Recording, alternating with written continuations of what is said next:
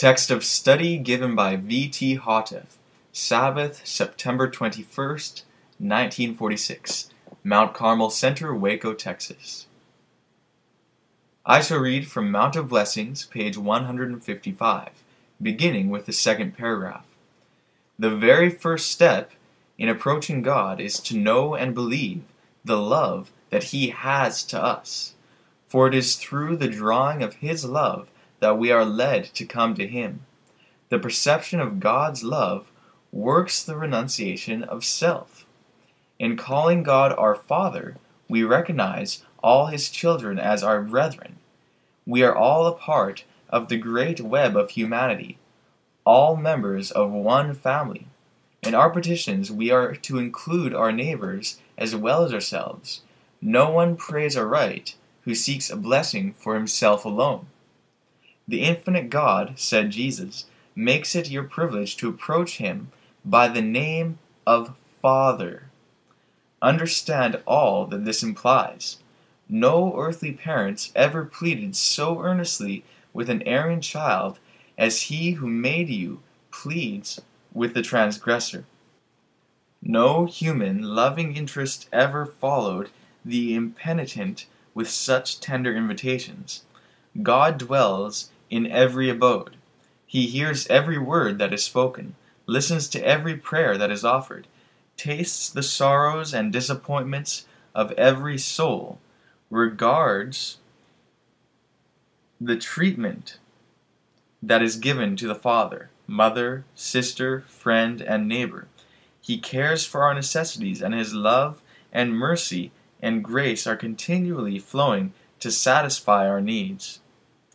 But if you call God your Father, you acknowledge yourselves as His children, to be guided by His wisdom, and to be obedient in all things, knowing that His love is changeless. You will accept His plan for your life.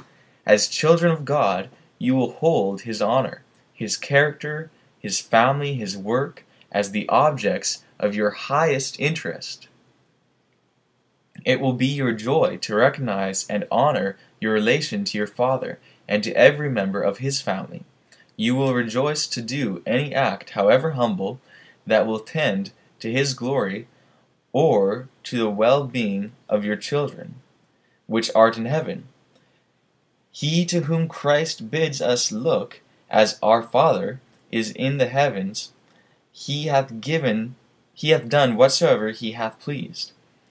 In His case we may safely rest, saying, "What time I am afraid, I will trust in Thee."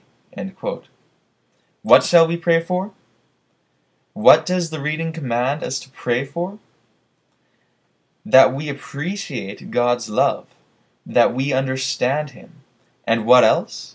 That we understand aright what it means to pray the Lord's Prayer, that we know why we address God as our Father, and pray as members of one family, as brethren of one household, that we should not pray for ourselves only, but for our neighbors too, and even for our enemies.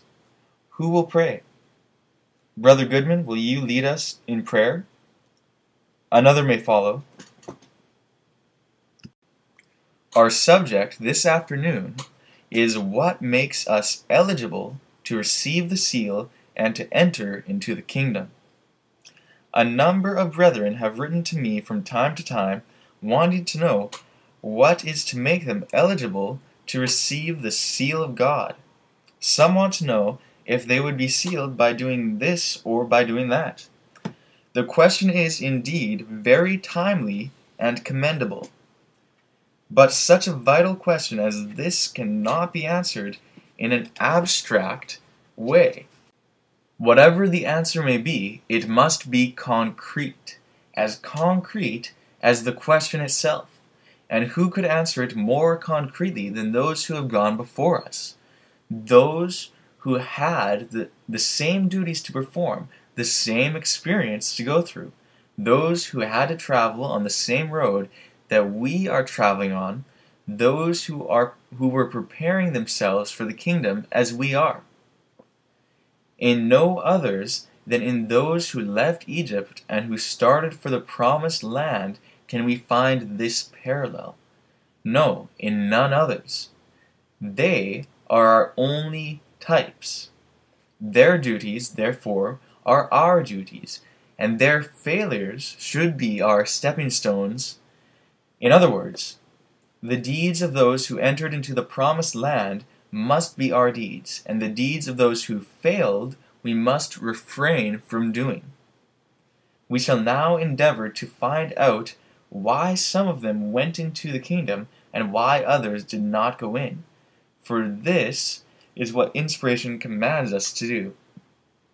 We therefore shall turn to 1 Corinthians chapter 10, verse 11. Now all these things happened unto them for ensamples, and they are written for our admonition, upon whom the ends of the world are come. This scripture reveals that the things that happened to God's people in Moses' day happened to them for ensamples, for types, and that these ensamples were written for the benefit of those who were to live in the time of the end.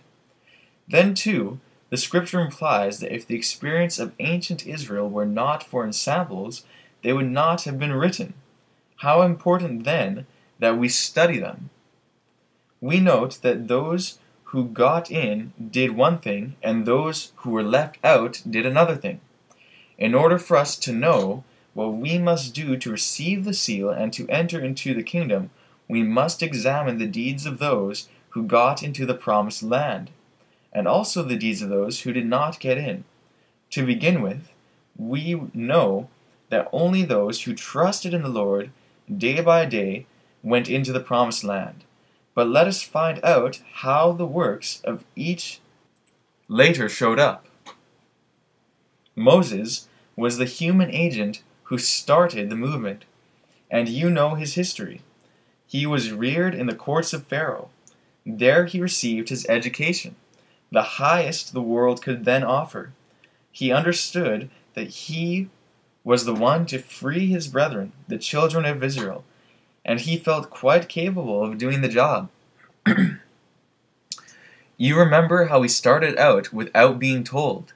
He killed an Egyptian, got in a quarrel with one of the Hebrews, and then fled. In Midian, he got a job, became a shepherd, and married his boss's daughter. During these 40 years of shepherd's life, he forgot the Egyptian language, and with it, his Egyptian learning. In its place, though, he learned to keep sheep, and he thus dismissed from his mind the idea of his ever delivering the people of God out of their Egyptian bondage.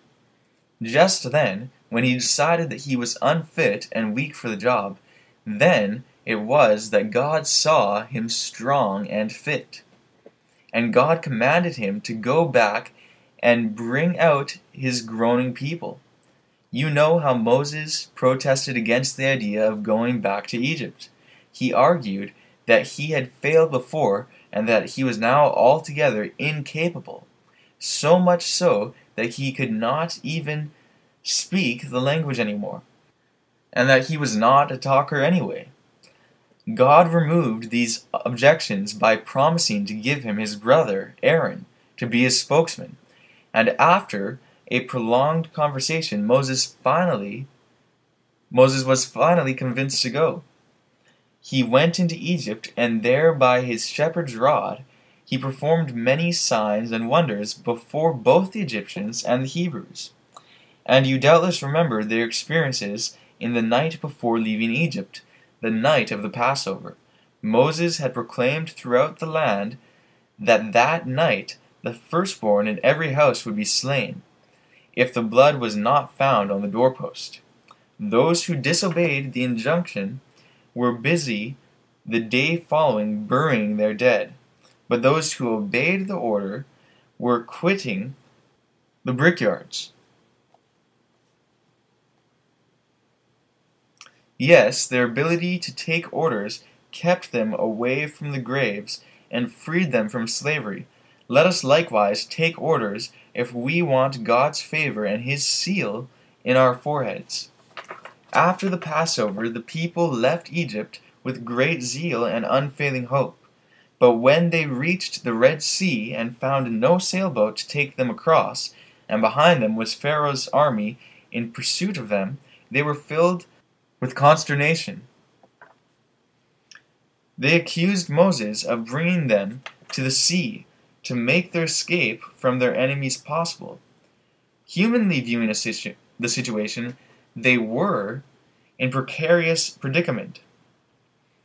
In that very moment they forgot their great deliverance from Pharaoh's taskmasters, and as they saw it, the evidence against Moses' ability to lead them was overwhelming. So far as they were concerned, the bottom of the whole venture had dropped out. Their hopes of ever going ahead, or even going back, forever left them, all because they thought Moses was their deliverer. How short-sighted, unstable, doubting, and forgetful human beings are! How much greater is God's stability than man's! What a great difference would there have been had the Israelites only believed the thing which had appeared to be their death trap was actually their only salvation, their only hope of escaping Pharaoh's sword. Their real danger, we now see, was not the result of what Moses did, but their own injection of human wisdom in God's work. They had failed to see that He could again perform a miracle to deliver them from their danger, even if Moses had erred. Having their failures before us, we should make them our stepping stones if we want the seal of God. Let us wholeheartedly believe that God is able to deliver us, that He is in charge of our salvation, that we human beings of ourselves know nothing about it, but only what we are told by His appointed servants.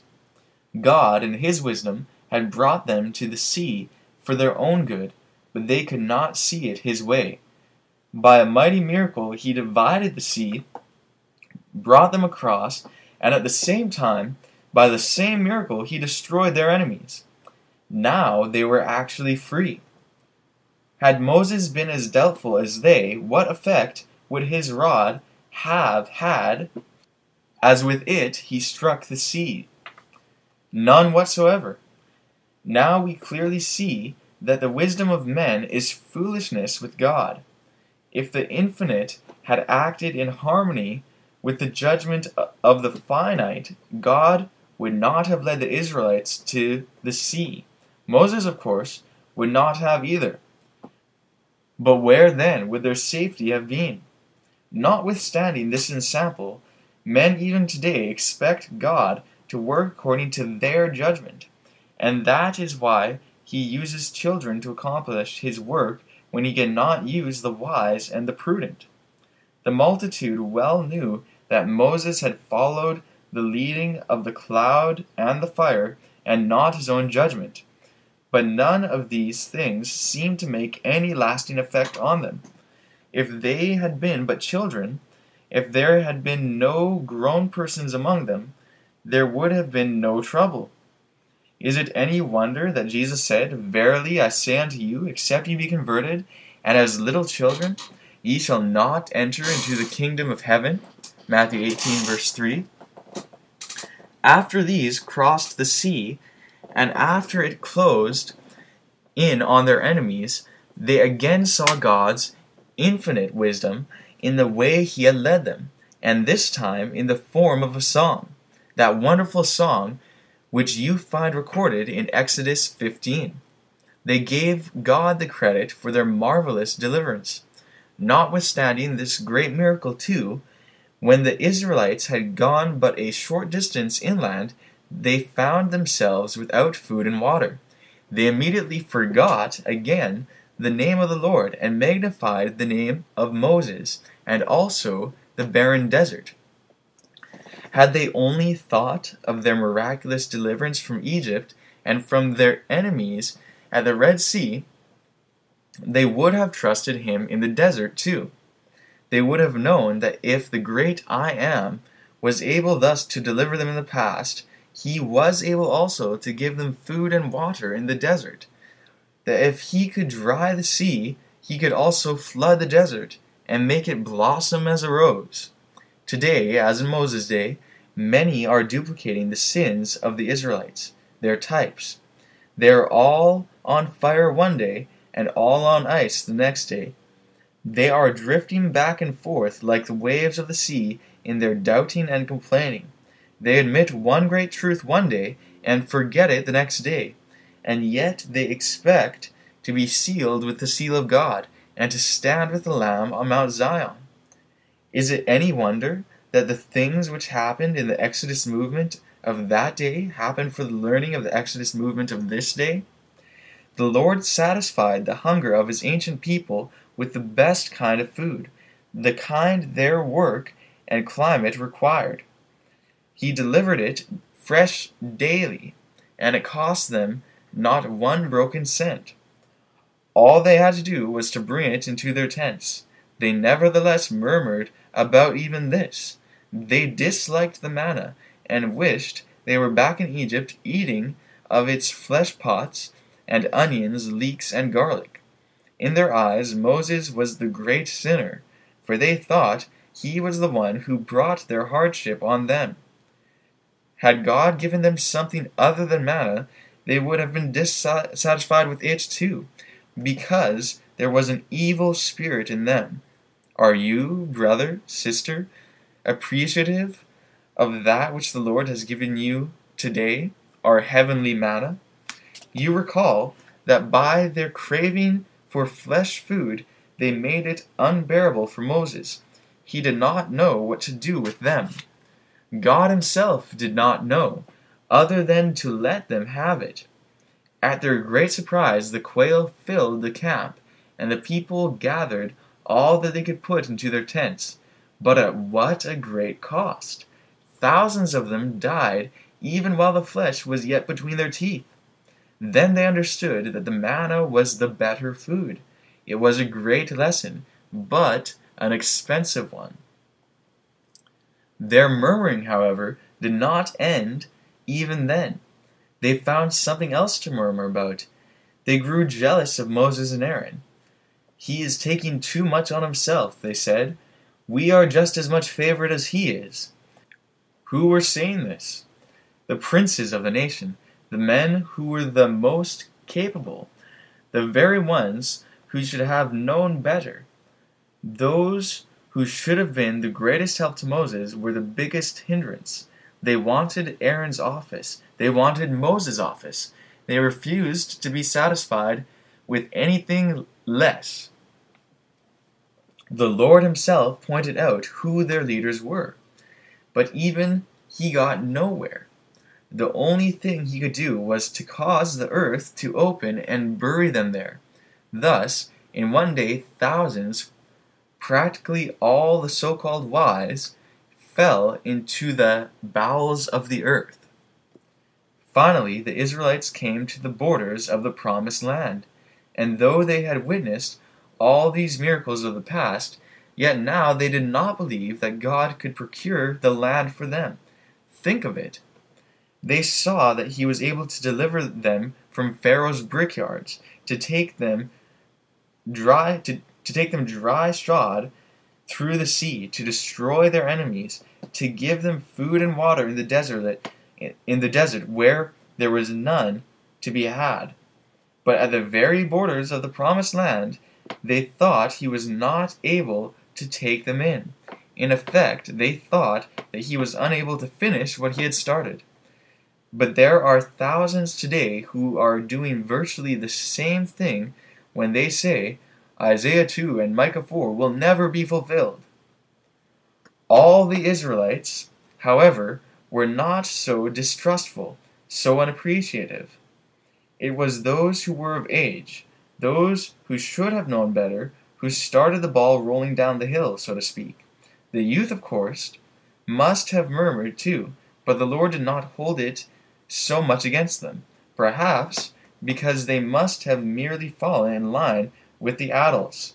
In order to salvage the youth, God had to bury all their murmuring parents, except the two faithful, trusting men who protested against the evil report of the other 10 spies. Mark you, every adult that left Egypt, except Joshua and Caleb, had to be buried before the youth could cross the Jordan. What a memorial! What an ensample! Is there still the question why the prophet Elijah must turn the hearts of the fathers to their children, and the hearts of the children to the fathers? Malachi 4 verse 6. We often think the Israelites were very wicked and unruly, but after having their experience to study and profit by, how much worse would we be if we do as they did?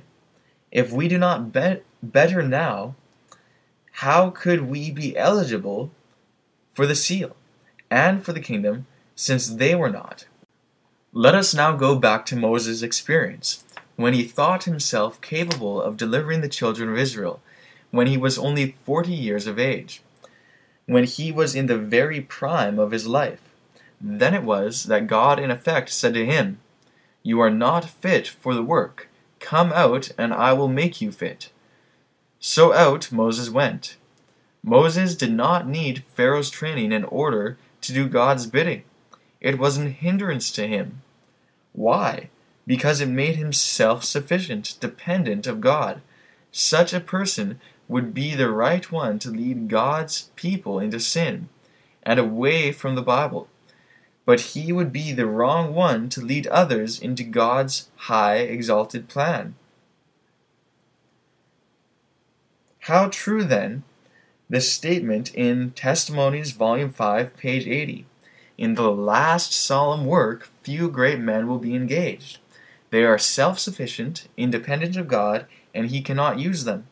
The Lord has faithful servants who in the shaking, testing time will be disclosed to view. End quote. God can help only those who know that they are unequal for their task, and who know that they need help. So then, those who think that they can do wonders are the very ones who can do nothing but harm.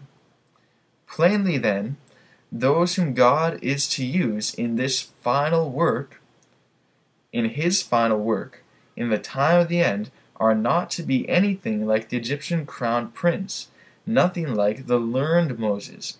They are to be something like the unlearned, the shepherd Moses.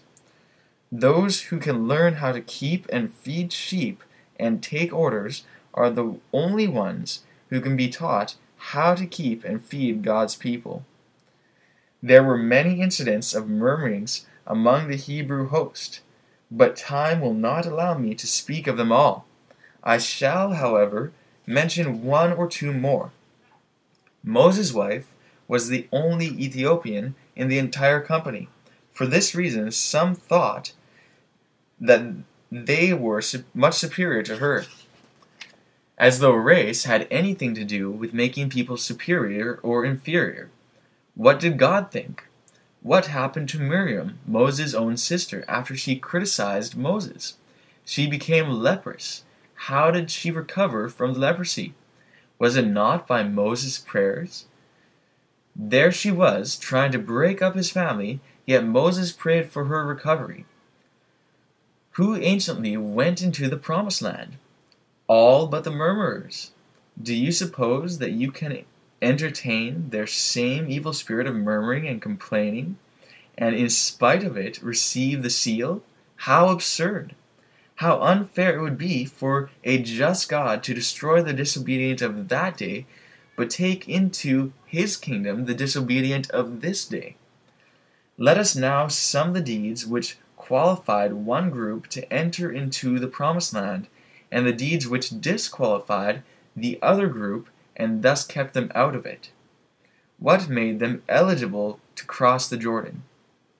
Those who trusted God for everything and accused no one for their test of faith, knew that God was their chief leader. These persons recognized Moses as the one through whom God was communicating to them. They did not look on him as being anyone other than who he was. They were not dissatisfied with their own position or office. They took orders as the orders were given, and they were the only ones who entered into the land. The other group who did the opposite were kept out of it by their own evil ways. Having these ensamples, this picture to go by, I can tell whether I am headed for the kingdom or whether I am headed for the bowels of the earth. Revelation 12:16. I am sure that you can tell the direction you are going in too. The Lord does not require more or less of us than He required of our types. There is, therefore, no mystery as to what we must do, and what we must not do to receive the seal of God. Having this guiding light, we need not go into the land of wonderment, or entertain the idea that we must have a feeling of some mysterious kind, some exciting emotion, in order to be in favor with God. We need not act like jitterbugs. We need not wallow in the dust or jump to the ceiling and make fools of ourselves. All we need to do is be ourselves. Do what God's message of the day requests. Be calm, be decent, be respectable, heaven-like beings, endeavoring to do God's will on earth as it is done in heaven. We need not make a display of ourselves, but we need to mind our business and keep our noses out of other people's business. When we do all this, we may have a clear conscience. Because we have done all we can, all we are expected to do, we have complied with all God's requirements. Simple enough. He who possesses all these virtues will doubtless be sealed, and will stand without guile in his mouth, without stain on his character, with the Lamb on Mount Zion, before the throne of God. There were some in Moses' time, too, who tried to gratify their personal feelings and emotional excitements. The record says that they ate and drank and rose to play, but the Lord pronounced them idolaters. He caused them to die in the desert, rather than taking them into the promised land. Yes, they had a wonderful sensation while they played and acted like madmen, but they experienced a greater sensation when God's curses fell on them. Now, you may be in doubt about whether certain things are right or wrong, because they have never been made clear to you, but for those things you are not held responsible. God holds you accountable for only those things which you have been given light on. Are we not all now glad that while we are invited to the kingdom, we are also told how to get there? Seeing this wisdom, then, we must never let our confidence in God wane. We must be stable, be dependable, be firm in everything, and thus be lacking in nothing. We must have a good backbone, and not be wishy-washy, one day for God's leadings and the next day against Him. We must not be like a tree that is swayed in every direction by the wind. We must know what we believe and believe what we know. And most important of all, we must know that we are led by God, not by Moses, not by any other person. And we must stand by Him today, tomorrow, and through all time to the end. Let us not be like the Pharisees, by talking ourselves out of advancing truth by the use of Moses' writings, or by the use of someone else's writings. The Jews did that wicked thing, but where are they today? They were building tombs in memory of the dead prophets, and at the same time they were slaying the living ones. Let us not likewise be foolish, building tombs, but rather let us progress with God's work, His truth, so that when it is completed, we may still be with it. Having this light on our narrow pathway, we see that the verses which I shall now read to you are self-interpreting. Read Hebrews chapters 3, 4, 10, and 11.